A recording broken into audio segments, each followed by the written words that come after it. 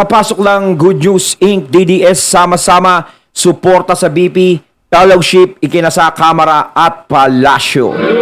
Ayan, syempre itong balitang ating matutunghayan ngayon ay nagbula kay Malacanang Watch 2024. At ito po ang inyong lingkod na si BT na magbibigay ng reaksyon at komento dito sa video na ating matutunghayan ngayon. At huwag na natin pagtagalin at sabay-sabay na nating panoorin ang laman ng video na hatid sa atin ni Malacanang Watch 2024 at bibigyan natin ng reaksyon ng balitang ito. Pasok! Pag-usapan natin ngayon yung nangyaring fellowship. Ayun, at ating nadidinig tong boses na to, no? Kay General Macanas to. Ayan, syempre credits po. General Macanas, the General's Viewpoint. Ayan, pagpatuloy natin, suportahan natin niya si General. Meeting ng mga kongresista at ang Pangulong Marcos. Nag-meeting sila. Sa Malacanang kagabi.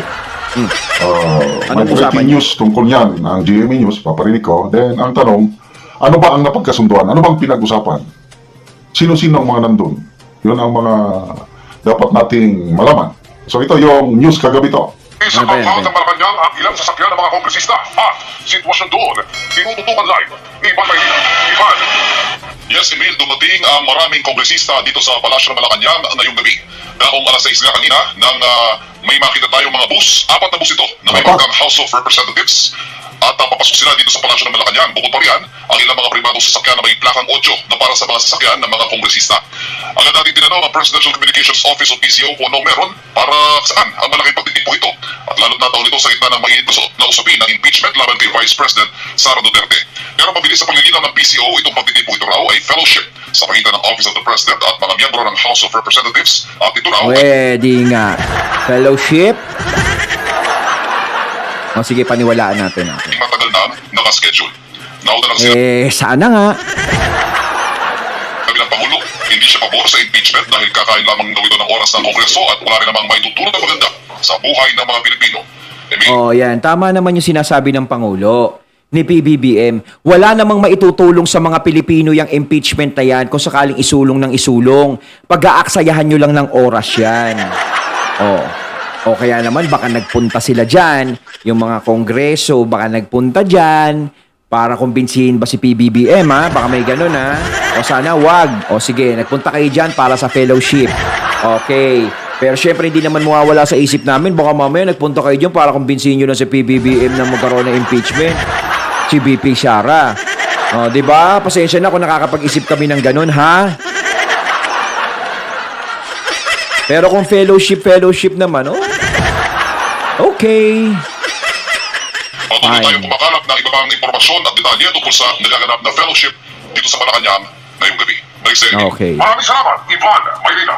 Okay, so mga kaibigan, maniwala pa kayo na matagal nang naka-schedule? Parang ang tagal naman naka-schedule. Ako kasi, General, sinasabi nila matagal na naka-schedule to itong meeting namin, fellowship. Bakit naman ngayon na taon kung kailan ang impeachment ni BP Sara sinusulong? Meron naman mga pagkakataon na nung nakaraan taon. Di ba? Bakit ngayon lang? Bakit ngayon ka lang pumunta sa Malacanang para makipagkita at mag-meeting ng fellowship? Di ba? Bakit ngayon ka lang nagpunta? Bakit ngayon lang kayo nagpunta dyan? Kung kailan nagiging mainit ang debate ng impeachment. Tapos nagsalita si PBBM na, wag na tayong mag-impeachment. Ayoko, tutol ako dyan. Wala namang mapapala. Tapos yung mga congressman naman, tuloy-tuloy naman, gusto naman nila. Tapos bigla na sila puntang palasyo. Baka naman mamaya, may mga alitap-tap na bumubulong-bulong. Alam niyo si PBBM, doon nasisira doon sa mga alitap-tap na bumubulong-bulong sa kanya. Sabihin, tuloy natin. Huwag naman hindi ituloy. Dito na tayo Diba? Kailangan pag natapos na yung termino mo sa pagiging presidente, ako naman. Diba?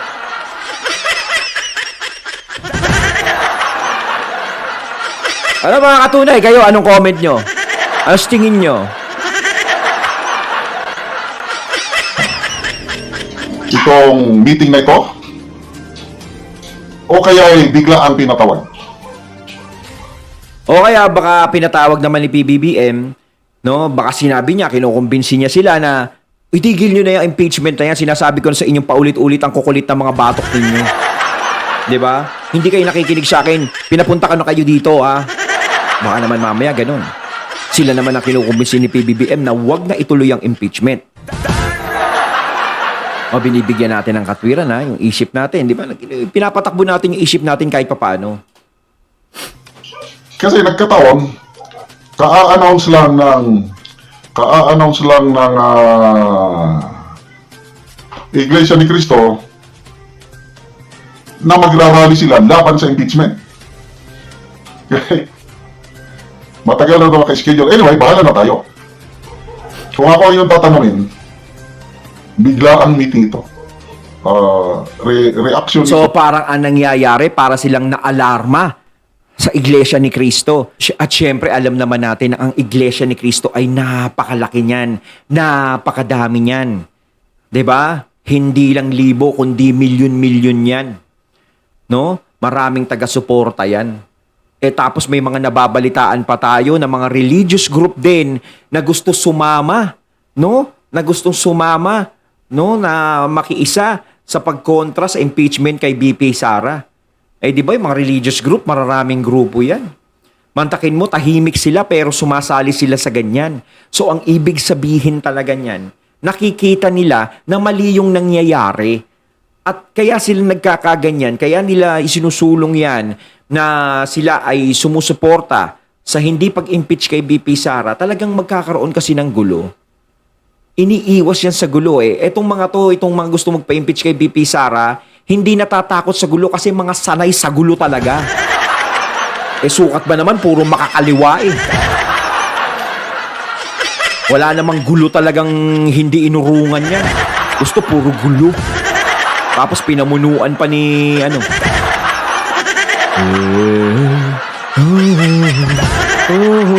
hey, hey, hey, hey. So sa yung nangyayaring impeachment drama, kaya nag-meeting. So ang tanong, ano ang marami yun, 4 na bus. Ilang 4 na congressman bus. ang masakay sa isang bus. Sabihin mo na lang pinaka-average 30. So apat, mga 100 plus na congressmen ang nag-fellowship sa Malacanang kagabi. So sino-sino ang mga nandun? Anong Sana all napag-usapan? fellowship. Okay, ito. May balita ang Net25 tungkol sa meeting kagabi. Binanggit tong sino-sinong mga nandun. Tulong po kay Pangulong Bongbong Marcos sa mga miyembro ng House of Representatives sa Malacanang. Ayon sa Presidential Communications Office, layo ng pagpupulong ng isang fellowship sa pagitan ng Office of the President at miyembro ng Kamara. Matagal na niya rin tinagda ang pulong na ito. Fellowship, no? Yung mga nasa fellowship, yung mga gusto magpa-impeach kay BP Sara, no? Ganda naman, no? Ang ilan sa dumalo ay sina House of Representatives Speaker Ferdinand Martin Romualdez at Majority Floor Leader Manix Dalipe. Dumating ho ang pagpupulong sa parehong araw ng paghahain ng ikalawang impeachment complaint laban kay Fifi Inday Sara. Ang mga karagdagan ng detalye ng pagtitipon ay hindi pa po inaanunsyo sa publiko. So, yun. Kumpirmado na mayroong fellowship meeting. Matagal na daw naka-schedule. At nandun si House Speaker Martin Romualdez. Nandun ang Deputy Speaker Dapat dito, tawag dito, Assistant President. Hindi na Speaker. Di ba? Dapat magkaroon, President, Assistant President, Vice President. Kasi para mas mataas pa siya sa Vice President, kaya mas maganda, Assistant President. Di ba? Dapat may ganun eh. May botohan ng ganun. Comelec, maglagay nga kayo ng ganun. President, Assistant President, Vice President. O kaya, Assistant President, President, Vice President. Mataas pa yung Assistant President sa sa President. Sa President, di ba? May ganun. Ang tawag na lang natin sa presidente ng bansa natin, Assistant President. Kasi mas mataas pa yung Assistant President eh. Mas lagi nakikita yung Assistant President. Ay, sa akin nilalagyan lang natin ng katuwa-tuwa. Kasi napapansin lang natin kasi naman, di ba? Congressman Dalipe at iba pa. Kaya hanggang ngayon, tapos na yung meeting, anong pinag-usapan? Anong napagkasunduan? Bakit binipitin nila ang tawag bayan? Dahil may may kalalabas lang na post dito Secret daw yan, pero pag pinilit sila, sasabihin nila yan. sa Facebook kanina. O yun nga, si Atty. Trixie Angeles. Kumusta naman ang fellowship kagabi? May giveaways ba? Giveaway sana all. Meron ding merong post, nabasa ko lang kanina na sinabi ni Congressman Joel Chua, hindi daw napag-usapan tungkol sa impeachment. We! Really? Oh. Really? Maniwala pa kayo na hindi nila pinag-usapan yung impeachment kagabi? Oh, bakit yan? Oh, sinasabi nila confidential yan, ha? Hindi nila pinag-usapan. Siyempre, hindi naman nila sasabihin yan kung ano yung pag-uusapan nila. Pati nila sasabihin. Ako. Bakit? Sekreto pa nila. Okay. Tingnan ko ba, may isa pa kong post na Wag daw tayong post ng pakialamin. GMA tungkol sa manifesto of support. Ito, GMA News. Posted 2 hours ago. Dapat namin malaman yan kung ano pinag-uusapan nyo. Di ba? Di ba, General? Dapat malaman natin yan. Sila nga gusto nilang malaman yung confidential pa ni BP Sara eh.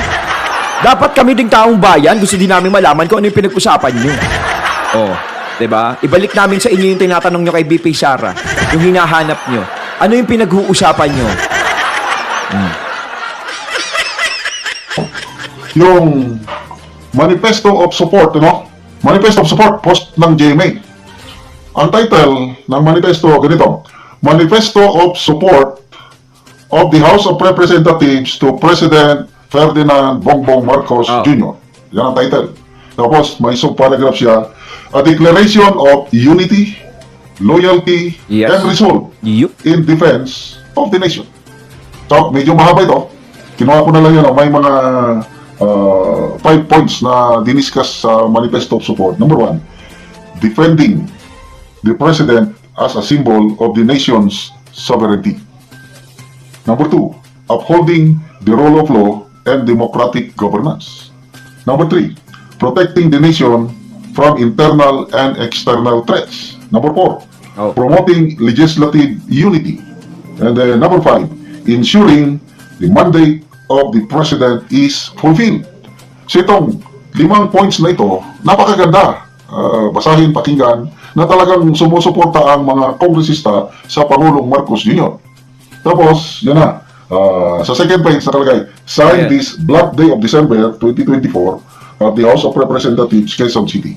Then nandun yung mga House leaders, Martin Romualdez, Peter Rodríguez, Dalipi, Gonzales Jr., Jose Aquino Jr., Villafuerte, then 4 others.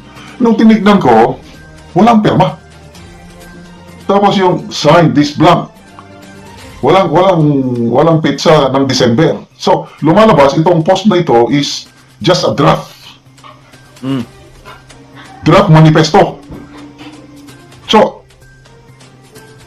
itong nangyayaring kaguluhan sa impeachment ngayon na parang lumalabas na hindi na sinusunod ng mga kongresista o ang House of Representatives, binaliwala na ang Pangulo. So, magkakaroon ngayon ng image. Kaya ganun ang nangyayari. Parang wala tayong presidente, 'di ba? Kasi hindi pinapansin yung power ng presidente. Sila lang halos ang nasusunod sa mga sarili nila. Hindi nila pinapansin kung ano ang kagustuhan ng presidente. 'Di ba? Nawawalan sila ng respeto yung vice president nga kung tratuhin nila ganyan lang. 'Di ba? Kaya si VP Sara, hindi natin din masisisi kung bakit siya nagagalit, kung bakit siya nakakapagsalita ng hindi maganda. 'Di ba? Lahat ng taong galit, yung sobra na, yung sinagad nyo na, okay lang sana yung galit lang Medyo hindi pa ganun. Makapagsalita man siya, hindi ganun kabigat.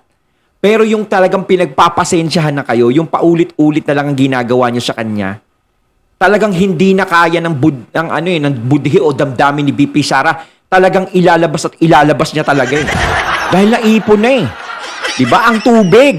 'Di ba? Ang hose ng tubig kapag pinigilan mo ng pinigilan mo, sasabog 'yan. 'Di ba? Sasabog yung tubig mo. Ganun ang nangyari kay VP Sara. Sumabog siya sa galit, sa inis. 'Di ba? Kaya nakapagsalita siya ng hindi maganda. No? Na hindi niya naman talaga intensyon dapat. Oh, pinilit nyong galitin eh. 'Di ba? Minsan nga kahit hindi totoo yung sasabihin mo na eh. Sabihin mo na, oh, paglabas mo tatadyakan kita, pero hindi mo naman gagawin. 'Di ba? Ganun 'yun. Galit eh. 'Di ba? Tapos kayo, gustong-gusto nyo siyang i-impeach. Hindi nyo pinapakinggan yung Pangulo. Yung Pangulo na nagsasabi na wag. No, sayang oras lang. Ganto, tama naman, sayang oras lang. Maraming problema yung bansa natin, pero yan ang pinag-aaksayahan nyo ng oras, yung mga Duterte. Halos umiikot ang mundo nyo sa mga Duterte. Na hindi na magandang samahan ng House at ang Legislative at saka Executive. Baka, akin-akin lang ito, may own evaluation, anong pinag-usapan. Baka isa ito sa pinag-usapan. Eh baka naman nag-usap sila, sabi niya, tablahan na tayong dalawa. Kahit magpinsan tayo, tablahan na tayo. Magsulian na tayo ng big kiss. Ayaw mo ako sundin eh.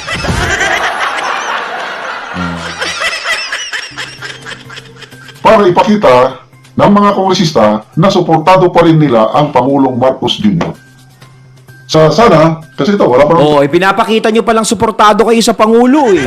O, so ipakita nyo na sinusuportahan nyo kung ano yung sinasabi niya. Eh, ayaw niya nga ng impeachment eh, pero kayo pilit kayo ng pilit eh. Pero may, sana anytime today or bukas, ilalabas na itong manifesto at permado na nila. Ibig sabihin, nagkasundo-sundo na.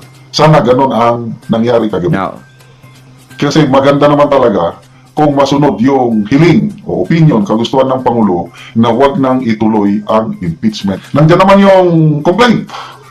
oh, Hindi na nila pwedeng ibalik. In-endorse na ng mga makakaliwa. Okay lang din yun dahil makakaliwa sila. But then kung ang House leadership mag-decide na okay, huwag na natin itong paakyatin sa Senado. Dito pa lang sa... Oo, dito pa lang, ayusin dito pa lang na. sa Oo. House. Mauubos na yung panahon, yung susundin na nila yung usual process. Oh. Sabi ng karamihan, wala na daw, gahol na daw sa panahon. Wrong timing daw ang pag-file. Kung gahol lang sa panahon, edi, wag mo nang, hindi na maksyonan. Ibig sabihin, impeachment is dead at the House of Representatives.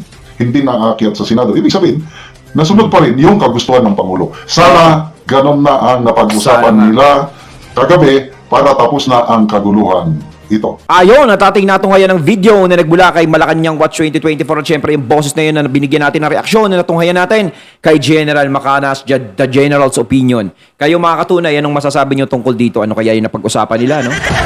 Comment lang po kayo sa comment box. So once again, I'm BT and I'm out. Peace.